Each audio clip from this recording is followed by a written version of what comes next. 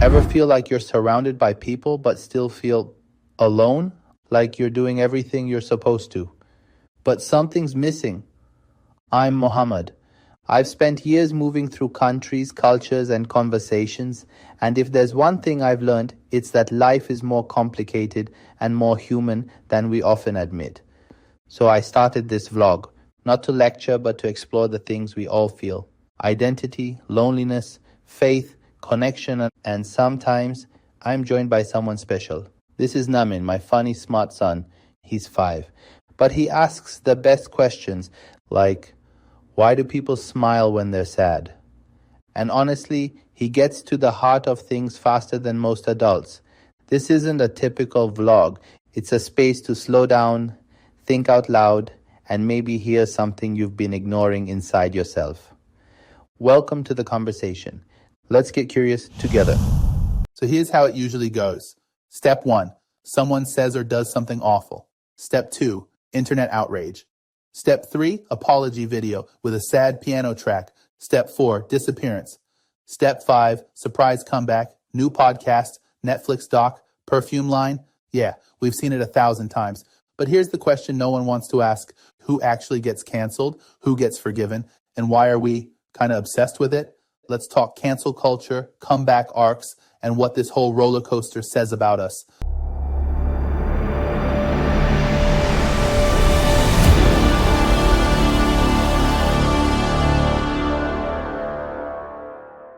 So first, what does canceling really mean?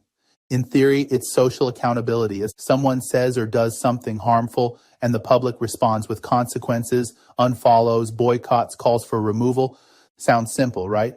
Except it's not, because canceling isn't a legal system. There's no trial, no rules, no sentence length. Sometimes it's fair, sometimes it's mob justice, sometimes it's over real harm, sometimes it's for a 2012 tweet and a bad haircut. So what are we really doing?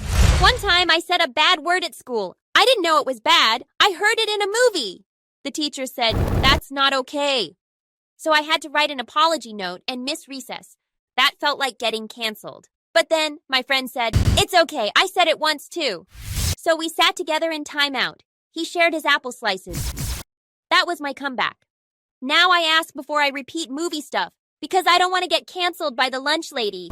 Psychologists say public shaming triggers something ancient in us. It's tribal, social, emotional. We evolved needing to belong. Being cast out was dangerous. So now when someone violates our shared values, the group reacts by pushing them out digitally. But here's the twist. We don't just cancel people to punish them. We cancel people to show who we are. Every quote tweet, every takedown post is a subtle flex. I'm on the right side of this. Well, look how good I am. It's morality with a follow button. Okay. But then why do some people bounce back like nothing happened? Simple answer: power and narrative. If you're rich, famous, or have a strong fan base, you're rarely canceled forever. Because you have what most don't: PR teams, platforms, and loyal defenders. But also, humans love a redemption arc. We love stories of downfall, reflection, and comeback. It's biblical, it's Hollywood, it's relatable. And when someone returns looking humble, changed, and rebranded, we're oddly quick to forgive, especially if we liked them before. My sister canceled her friend last week. She said, "We're done." She lied about my pink hoodie. It was serious, but then they were playing together again 2 days later. I asked, "What happened?" She said sorry and I missed her. So I think canceling in our house means you're out, but only for like one episode. Grown-ups cancel people forever, but maybe kids know when to hit play again. Now here's the part that stings. It's not fair. Marginalized voices, women, people of color, queer creators often face harsher cancellation with fewer paths back. Meanwhile, some powerful figures get canceled and come back richer. Looking at you, controversial comedians with new Netflix specials. So cancel culture, it's not a true equalizer. It often mirrors the same inequalities it claims to challenge. That doesn't mean we throw the whole thing out, but it means we need to look deeper. Here's a hot take. Most of us don't actually want to cancel people. We want something else: accountability, honesty, growth.